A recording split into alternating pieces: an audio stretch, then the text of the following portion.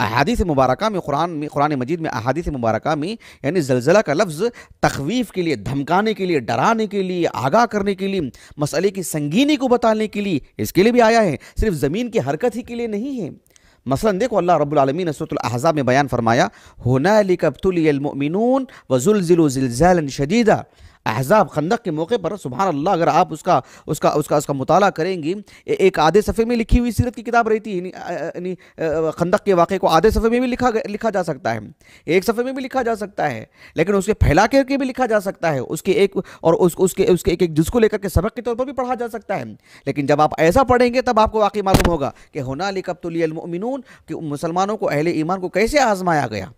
جھنجھوڑ دیا گیا ان کو، سبحان اللہ۔ وَزُلْزِلُوا زِلْزَالًا شَدِيدًا۔ اللہ رب العالمین نے سورۃ البقرہ میں بیان فرمایا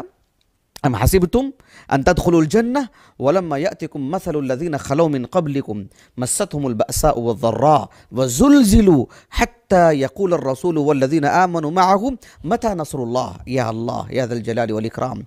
یعنی اللہ رب العالمین نے فرمایا کہ کیا تم یعنی تمہارے گمان میں یہ بات ہے، تم اتنا ہی سمجھ بیٹھے ہو کہ تمہارے لیے جنت ہے، تم جنت میں داخل ہو جاؤ گے اتنا کچھ کر کے، جبکہ تم سے پہلے والے لوگوں کو جو آزمایا گیا بیماریوں میں، عذاب میں، بھوک کی وجہ سے، خوف کا ماحول پیدا کر کے،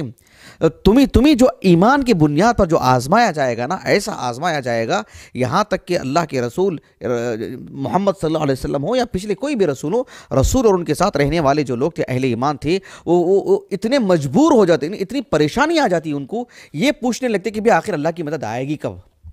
ابھی کرونا وائرس کی وجہ سے جو لاک ڈاؤن کر دیا گیا ہے، ابھی ہماری دل و دماغ میں بس ایک ہی بات ہے کہ متی نصر اللہ، متی نصر اللہ۔ اللہ نے کہا کہ الا ان نصر اللہ قریب۔ ایک کافر کی بھی یہ بات ہو سکتی ہے کہ وہ سوچے گا کہ کب حالات درست ہوں گے، ہمارا بھی معاملہ یہی ہوگا کہ حالات کب درست ہوں گے، لیکن ہمارا ایک معاملہ اللہ سبحانہ و تعالیٰ سے اتنا جڑا ہوا ہونا چاہیے، اتنا مضبوط ہونا چاہیے، اتنا قوی ہونا چاہیے کہ الا ان نصر اللہ قریب۔ بہرحال مجھے اس آیت کریمہ میں بتانا کیا مقصود تھا کہ وَزُلْزِلُوا، کیا مطلب ہے؟ زلزلہ آ گیا تو ان کی سماجی زندگی میں، وہاں زلزلہ مراد نہیں ہے، وہاں یعنی ان کو پرکھا گیا، ایسے جانچا گیا، ایسے ان کو ہلا کے رکھ دیا گیا ان کو۔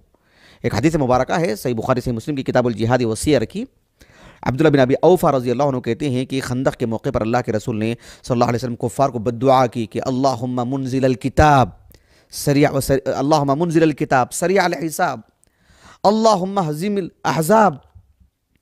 کہ اے اللہ جس نے کتاب نازل کی، جو جلد سے جلد حساب لینے والی ذات ہے، کہا کہ اے اللہ یعنی ان جو مشرکین ہیں جو ہمارے مقابل کھڑے ہیں، اے اللہ تو ان شکست دے دے۔ کہا کہ اللہم ہزمہم وزلزلہم، اے اللہ تو انہیں شکست سے دوچار فرما اور ان کی زندگی میں ایسا اضطراب، ایسا جھنجھوڑ دے ان کو کہ ان کے پاؤں میں تزلزل آ جائے، یہ نکل کے بھاگ کھڑے ہوں یہاں سے، اور ایسے ہی ہوا، سبحان اللہ۔ تو یہاں پر زلزل سے مراد ایسا نہیں کہ وہ ہم اس پار کھڑے ہیں وہ اس پار کھڑے ہیں تو وہاں کی زمین میں زلزلہ آ جائے، اور وہ معنی نہیں، معنی یہ تھا کہ جو ہے مطلب وہ جھنجھوڑ دی جائے، ہلا کے رکھ دیا جائے ان کو، ذہنی طور پر وہ ایسے دباؤ میں آ جائیں اور ایسا دل میں ان کے روب بیٹھ جائے کہ وہ کھڑ نہ سکے، وہاں پر مقابلہ نہ کر سکیں، وہ نکل کے چلے جائیں وہ، اور ایسے ہی ہوا۔ اللہ رب العالمین نے عذاب بھیجا ان پر ایک ٹھنڈی ہوا کے ذریعے سے۔